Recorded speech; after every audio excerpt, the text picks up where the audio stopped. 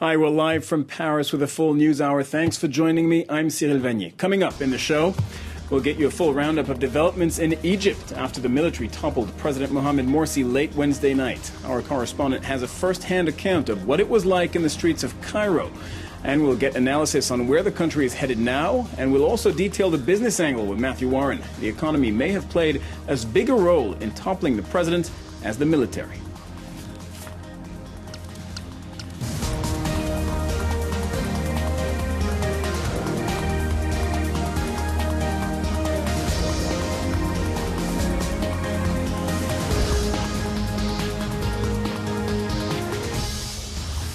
Celebrations continue in Cairo Thursday morning after the army puts an end to Mohamed Morsi's presidency. Tens of thousands of Egyptians descended on Tahrir Square Wednesday, hoping for a new beginning. The head of the armed forces says a technocratic government led by a civilian will lead Egypt towards new elections. The Chief Justice of the Supreme Court is set to be sworn in as interim president on Thursday. And Mohamed Morsi is being held by the military at a defense facility. TV stations linked to the Muslim Brotherhood have been shut down and 300 arrest warrants have been issued against members of the Islamist movement. Now, some are calling it a coup d'etat, others prefer to call it Egypt's second revolution. The military deposed President Mohamed Morsi on Wednesday, and some opposition supporters are still celebrating in Cairo early this Thursday morning. Let's get the latest pictures from Tahrir Square. Crowds have thinned out. A few hours ago, tens of thousands of Egyptians descended on Tahrir and on the presidential palace. Scenes of joy reminiscent of the fall of Hosni Mubarak 2 years ago. Now, the celebrations began Wednesday night when the head of the armed forces addressed Egyptians, telling them that the presidency of Mohamed Morsi was effectively over. William Hildebrandt has the story. It was a moment millions of protesters on the streets of Egypt had been waiting for. Hours after the army's deadline for President Mohamed Morsi to step down had passed, they took action. The armed forces see that the Egyptian people are calling them to support them, not to seize power, but simply to serve the public interest and to defend our revolution. General al-Sisi announced the constitution was being suspended, ousting Egypt's first democratically elected president from power. But in an online video, Mohamed Morsi said he remained the country's legitimate leader. I am still the president of Egypt, and all of us must respect the Egyptian constitution. Our country's executive laws still stand until they are modified according to the constitution. The Egyptian military said it's holding Morsi in detention. After General al-Sisi's speech, leading opposition figure Mohammed al-Baradei said it was a new beginning for Egypt. In Tahrir Square, the heart of 2011's revolution that overthrew longtime ruler Hosni Mubarak, protesters and soldiers chanted that they were united. I was extremely happy and my whole family. I left my father at home so that I can go to the street and celebrate it. We're not gonna let the square back again like what we did in the first revolution. We're not gonna leave the square until our demands get fulfilled, and we're gonna like a new president. Questions remain about what's next for Egypt, but for now, many in Tahrir Square are celebrating. France 24's Catherine Stapley in Cairo witnessed the reaction from the crowds in the city center last night. This is what she saw. Cairo is a city that really didn't sleep last night. So the celebrations, the partying went on until the wee small hours, not only in Tahrir Square and outside the presidential palace where the opponents of Mohamed Morsi have been gathered for some days now, but the roads all over the city were packed with jubilant, ecstatic Egyptians, families out with their children. All the bridges across the Nile were jammed with people. That's scenes like we saw in the January 20 25th, 2011 revolution that toppled Hosni Mubarak from power. Now, I was driving around Cairo last night just looking at these scenes of absolute euphoria. People were out on the roads in their cars, waving Egyptian flags, honking their horns. And in the Giza area near Cairo University, where Mohamed Morsi's supporters were camped, a lot of the roads were closed by the army. I saw army tanks on the streets, and people were climbing on those tanks, taking photographs of the soldiers. And I saw people jump out of cars and off motorbikes and rush up and kiss the soldiers. They were so happy, they said, to be rid of Mohamed Morsi and the Muslim Brotherhood. And people were telling me, what they said was, we trusted them and they didn't keep their word. So really widespread joy here in Cairo last night at the ouster of Mohamed Morsi. Now let's go over the main points of the roadmap for the planned political transition.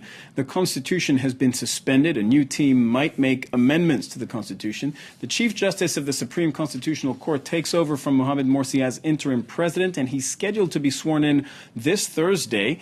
He will lead a technocratic government, and a council will be set up, presumably a kind of parliament. And also early presidential and parliamentary elections will be called. No date has been set for those as yet. And as the post-Morsi era begins, one man might be called upon to play a crucial role. That's Mohamed El-Baradei. He was one of Morsi's most vocal opponents, and he is now the leader of the liberal opposition. Yesterday, he was standing just next to the head of the military as the regime change was being announced. Mark Thompson has his profile. He's the face of the Egyptian opposition and the man tipped by some to become the country's next leader. Just hours after the military suspended the country's constitution and ousted President Mohamed Morsi, Mohamed El-Baradei backed the army's plan to take the country forward.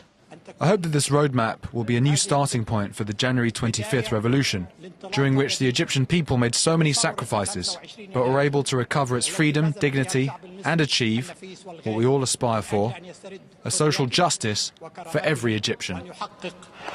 Wednesday morning, El-Baradei represented the opposition groups behind recent demonstrations in talks with the country's top military leaders. A supporter of the Egyptian uprising since the very beginning, protesting with the crowds before Hosni Mubarak was removed, he has long been a leading voice of the opposition.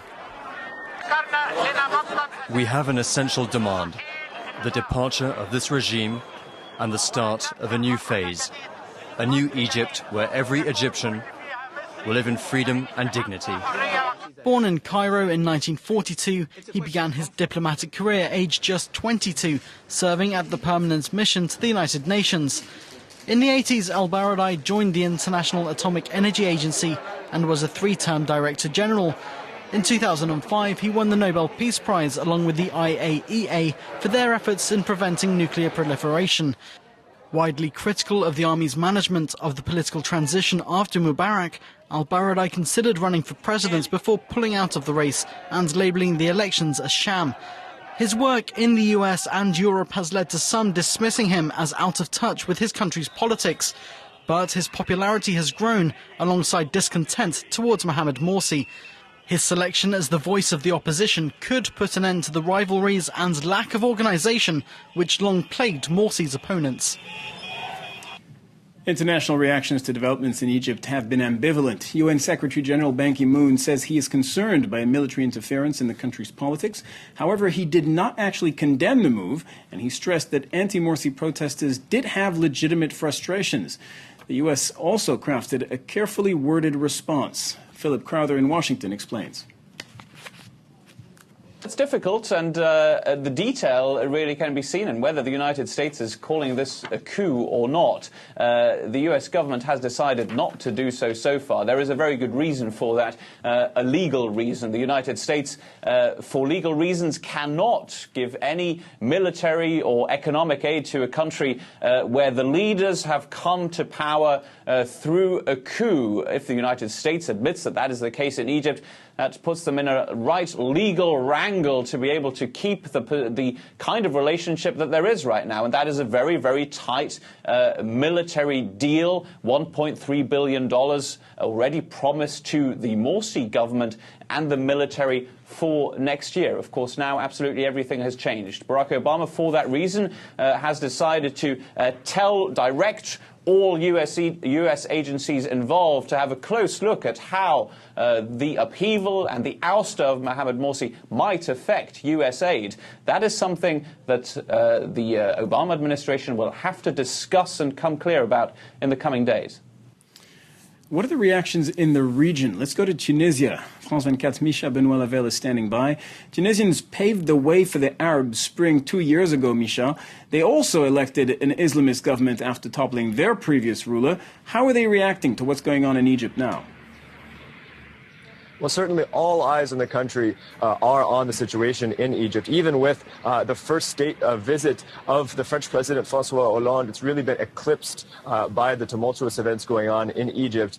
We don't yet have an official statement from the government, but we do already have opposition parties and groups positioning themselves in support of what happened in Egypt and saying either directly or indirectly that, you know, the possibility of that happening here in Tunisia is real. Just one example of that. One of the leaders of the main opposition party, Nida Tunis, a man by the name of Mohsen Marzouk, said that if the coup d'etat of Ennahda and its allies, calling Ennahda's hold on power already a coup d'etat, if that coup d'etat continues, then a scenario just like that of Egypt could occur here in Tunisia. So certainly opposition rushing into the breach to try to call attention to the similarities of the situation and even to try to hope for a similar possibility, a similar outcome here in Tunisia. And Misha, how likely is that? How likely is it that the Egyptian scenario could unfold in Tunisia? I understand there's a Tamarod movement in Tunisia as well, the same organization that started these protests in Egypt. That's right. There is a group that has taken that name, Tamarod, and they held a meeting in a theater downtown yesterday. But really, they only have been able to mobilize a very small portion of the population. And actually, it's important to remember that last October, there was a similar movement here in Tunisia called Nihayat al-Shara'iyya, who claimed that 1 year after the election of the Constituent Assembly, the body drafting the Constitution, that their legitimacy, again, that key word, was over, and that the government should fall. That movement only ended up bringing together a few dozen people. But no question that what's happened in Egypt has changed the whole situation, and it has given a renewed confidence to the opposition here. All right, Misha Benoit-Lavelle in Tunis, thank you very much. And you did allude to the visit today of the French president in Tunisia. We will be covering that. He lands, Francois Hollande, in Tunisia in the early hours of the afternoon. Now, staying with Egypt, the state of the economy has been one of the factors